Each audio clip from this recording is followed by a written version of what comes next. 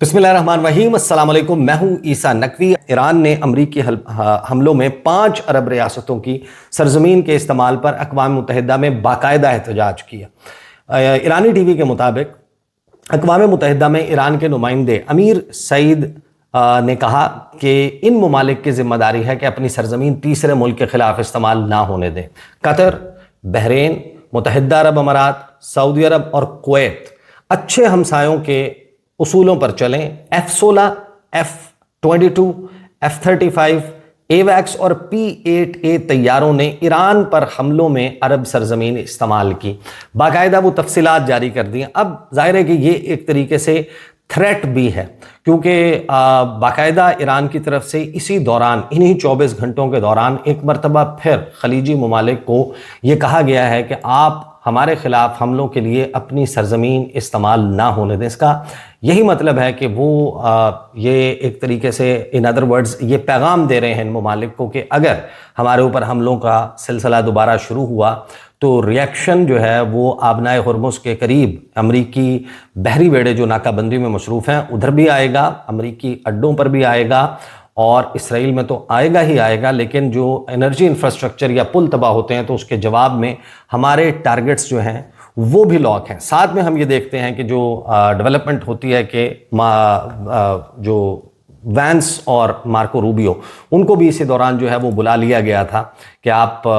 आ जाएं, white house में emergency meeting हो रही है। और फिर RT जो है, रशिया टुडे, वो एक वीडियो फुटेज जो है वो जारी करता है और उसमें यह क्लेम किया जाता है कि कुछ रिफ्यूलिंग के ऑपरेशन में इस्तेमाल होने वाले अमरीकी जहाज़ वो अचानक से बड़ी तादाद में पहुंच गए हैं इसराइल, जिसका मतलब ये है कि इस वक्त जो है वो बम्बार्डमेंट का सिलसिला शुरू हो सकता है, बमबारी का। अब जाहिर है कि ऐसा कुछ नहीं है। इसराइल में मीडिया के ऊपर जितनी पाबंदियां हैं, the kind of gags they are going through, बाकायदा रिपोर्ट किया जा रहा है कि इन हालात में किसी भी शख्स को,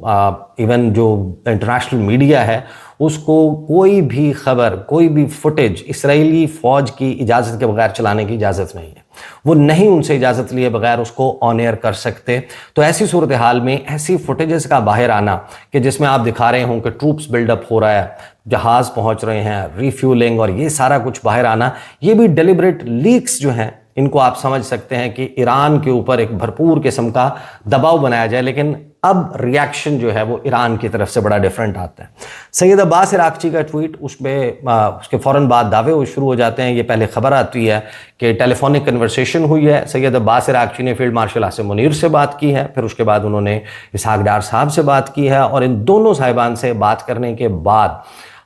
ये रिपोर्ट होता है कि सैयद अब्बास इराक़ची एक मुख्तसर डेलीगेशन लेकर इस्लामाबाद आ रहे हैं। साथ ही वहाँ से इंफॉर्मेशन अमेरिका से आना शुरू हो जाती है कि जैरेड कुशनर और स्टीव विटकॉफ, तो एक डिफरेंट लेवल ऑफ टॉक्स जो हैं वो इस्लामाबाद में होने जा रहे हैं और इतवार के दिन के हवाले से दावा किया जाता है। लेकिन अब्बास इराक़ची कहते हैं कि मैं प्योरली एक बायलैटरल विज़िट के ऊपर आ रहा हूँ और जो मामलात चल रहे हैं उसमें अपने हमसायों को, रीजनल एक्टर्स को एतमाद में लेने के लिए मैं इस्लामाबाद आऊँगा, बायलैटरल मुलाकातें होंगी। यहाँ से रवाना होऊंगा, मैं ओमान जाऊँगा, मस्कत, वहाँ पर मुलाकातें करूँगा, वहाँ से मैं रवाना होऊंगा और मैं जाऊँगा मॉस्को और मॉस्को में मुलाकात करूँगा। इस सारे दरमियान हम देखते हैं कि जो रूसी वज़ीर ख़ारजा हैं सरगई लावरोव, उनका भी इसहाक डार से रब्ता होता है और एक लंबी चौड़ी प्रेस रिलीज़ जो है वो इसके हवाले से जारी की जाती है। फिर अब्बास इराक़ची ये जैसे ही क्लैरिफिकेशन देते हैं, उसके बाद भी अमरीकी मीडिया और official American sources from credible news organisation ये रिपोर्ट करते हैं, उनको कोट करते हुए रिपोर्ट होता है कि नहीं, जैरेड कुशनर और स्टीव विटकॉफ भी आ रहे हैं। अब या तो वो भी एक बायलैटरल मीटिंग के लिए आ रहे हैं पाकिस्तान, लेकिन ये जो पूरा माहौल बनाया गया था पाकिस्तान में, इंटरनेशनल मीडिया में, कि ईरानी जो हैं उनके पास असलहा ख़त्म हो गया, उनके दाने मुक गए हैं और वो मिन्नतें तरले कर रहे हैं, तो ईरान मिन्नतें और तरले करता हुआ नज़र नहीं आ रहा। और मेरी अंडरस्टैंडिंग ये है कि देखें, ईरान जो है उसकी बहरी नाकाबंदी 7-8 दिन हुए, 10 दिन हुए या 12 दिन हुए, इतना ही वक्त हुआ है कि ईरान की बहरी नाकाबंदी पे इस्लामाबाद में जो first round of talks flop हुआ, उसके फ़ौरन बाद बहरी नाकाबंदी अनाउंस कर दी गई थी। को 1.5 से 2 दिन लगा उसको एनफोर्स करने में। अभी ये 7-8 दिन, 9 दिन या 10 दिन जो है इसकी नाकाबंदी ईरान ने 47 साल तक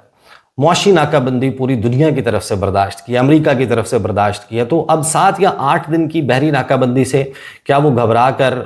جب ان کو یہ نظر آ رہا ہو کہ ان کی جو 47 سال کی سفرنگز ہیں وہ 147 سال کی سفرنگز میں کنورٹ ہو سکتی ہیں اگر وہ مذاکرات کی میز پر بیٹھ کر وہ سب کچھ مان لیں جو امریکہ کو سوٹ کرتا ہے؟ اب کچھ خبر رساں ادارے جو ہیں وہ عباس عراقچی کے حوالے سے یہ رپورٹ کر رہے ہیں کہ ہمیں معاوضہ چاہیے، لیکن معاوضہ ہمیں صرف یہ تباہی نہیں بلکہ 47 سال میں ہمارا جو پیسہ رکھا گیا، ہمارے اثاثے، وہ سود سمیت واپس چاہیے۔ اب کچھ آرگنائزیشنز نے اور کچھ ٹویٹر اکاؤنٹس نے یہاں تک دعویٰ کیا کہ he is talking about $11 trillion,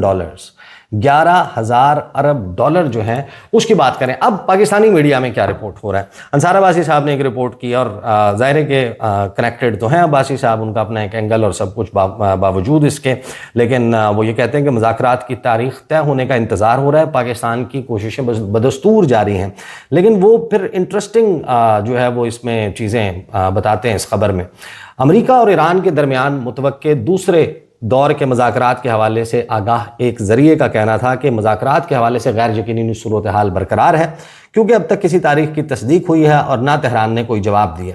جب یہ پوچھا گیا کہ آیا مذاکراتی دور کے بارے میں کوئی پیش رفت یا اشارہ سامنے آیا ہے تو ذریعے نے کہا انتظار کر رہے ہیں۔ یہ جواب سفارتی حلقوں میں محتاط ماحول کی عکاسی کرتا ہے۔ دونوں فریقین کی جانب سے مذاکرات کے دوسرے دور کے لیے رضامندی کے انتظار کے باوجود اسلام آباد میں محتاط انداز سے پر امیدی کا تاثر برقرار ہے۔ مذاکرات سے متعلق امیدوں کے بارے میں سوال کے جواب میں ذریعے نے اسلامی تعلیمات کا حوالہ دیتے ہوئے کہا کہ اللہ تعالیٰ کی رحمت سے کبھی مایوس نہیں ہونا چاہیے، اور اس یقین کا اظہار کیا کہ مثبت پیش رفت سامنے آئے گی۔ سہولت کار کا کردار ادا کرنے والا ملک پاکستان دونوں فریقین کو اسلام آباد میں مذاکرات کی میز پر لانے کے لیے اپنی کوششیں جاری رکھے ہوئے ہے۔ سفارتی ذرائع کے مطابق اسلام آباد، واشنگٹن اور تہران دونوں کے ساتھ فعال رابطے میں ہے تاکہ کشیدگی کو کم کیا جا سکے اور پائیدار امن کو یقینی بنانے کے لیے مذاکرات کی حوصلہ افزائی وغیرہ وغیرہ، یہ انہوں نے اس حوالے سے رپورٹ کیا۔ لیکن ساتھ میں اب یہ رپورٹ ہوتا ہے کہ امریکہ نے آبنائے ہرمز میں ایران کی صلاحیتوں کو نشانہ بنانے کے لیے نئی منصوبہ بندی شروع کر دی ہے، اور پھر یہ رپورٹ ہو جاتا ہے کہ جو جرمن چانسلر ہیں فریڈرک مرز، انہوں نے کہا ہے کہ اگر مذاکرات میں پیش رفت ہوتی ہے تو ایران کے اوپر پابندیوں میں نرمی کے اوپر سوچا جا سکتا ہے اور اس کے حوالے سے کچھ مثبت کیا جا سکتا ہے۔ یہی وائبز یورپین یونین کی طرف سے بھی آتی ہیں کہ ایران کے اوپر جناب کوئی تعمیر و ترقی کے، پراسپیرٹی کے جو ہیں وہ دروازے کھول دیے جائیں گے۔ یہ خبریں باقاعدہ رپورٹ ہونا شروع ہوتی ہیں، لیکن ایک بات جو اس وقت ایران نے جس محتاط انداز میں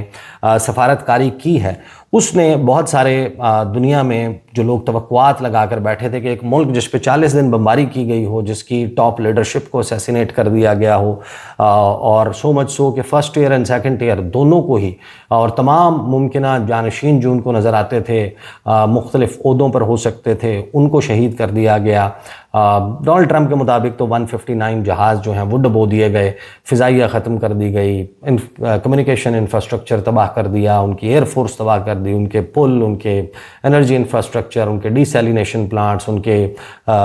جو ایٹمی بجلی گھر بنے ہوئے ہیں،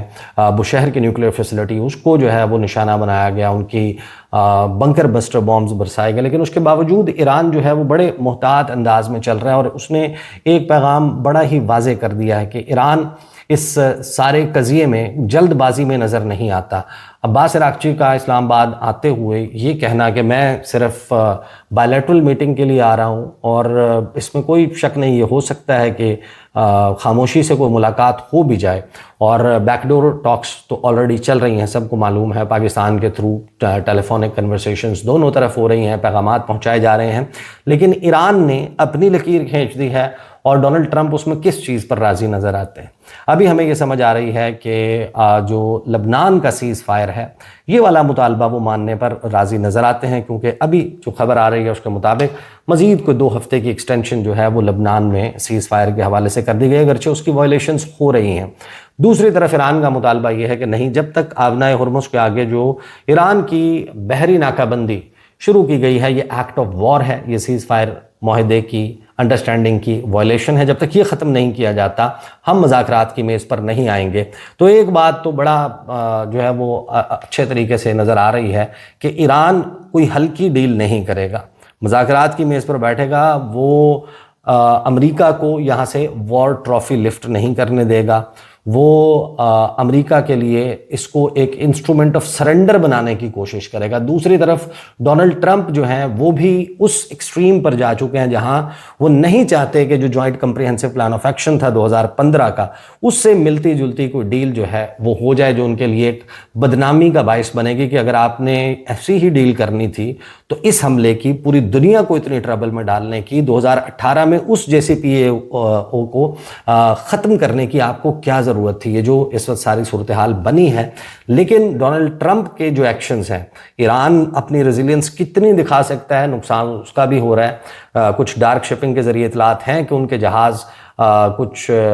بچا کر پہنچ رہے ہیں انٹرنیشنل واٹرز میں اور مختلف ڈیسٹینیشنز کی طرف، کچھ پکڑے بھی گئے ہیں، کچھ کو واپس بھی موڑ دیا گیا ہے۔ لیکن ایران جو ہے وہ ایک تو کسی ہلکی ڈیل کے کرنے میں جو ہے وہ نظر نہیں آتا، لیکن ہو سکتا ہے ایران کے اوپر جو دباؤ ڈالا گیا ہے، ایران اس کو کب تک سسٹین کر پاتا ہے، that is to be seen. But one thing is for sure کہ جو بحری ناکہ بندی ہے، اس میں سب سے زیادہ جو دباؤ کچھ وقت کے بعد کریٹ ہوتا دیکھیں گے وہ امریکہ کے سب سے اہم ترین دوست ممالک کی طرف سے ہوگا، خلیجی ممالک جو اس کی کلائنٹ سٹیٹس ہیں ان کی طرف سے، کہ ہم اپنا تیل بھی نہیں ایکسپورٹ کر پا رہے، ہمارے پاس اشیاء خورونوش نہیں آ پا رہی، ہماری اپنی جو ہے وہ اس وقت سروائیول کا مسئلہ بن چکا ہے۔ اس میں کویت شامل ہے، بحرین شامل ہے، قطر شامل ہے، متحدہ عرب امارات، ٹو سم ایکسٹینٹ سعودی عربیہ، کیونکہ یہ سب پرشین گلف کی بندش اور پھر آگے امریکی جو بحری ناکہ بندی ہے اس سے افیکٹ ہو رہے ہیں۔ تو اس نے سچویشن کو خطرناک بنا دیا ہے، خطرناک اس وجہ سے کہ دونوں جانب یہ خدشہ موجود ہے کہ ہمارا مذاکرات کی میز پر بیٹھ کر کیا ہوا کوئی بھی فیصلہ ہمیشہ کے لیے اس کو ہماری شکست میں تبدیل کر سکتا ہے۔ اس وجہ سے ہارڈ لائن پوزیشنز موجود ہیں which may be create that point کہ جہاں پر آپ کو یہ لگتا ہے کہ جنگ کے ریزیوم ہونے کا امکان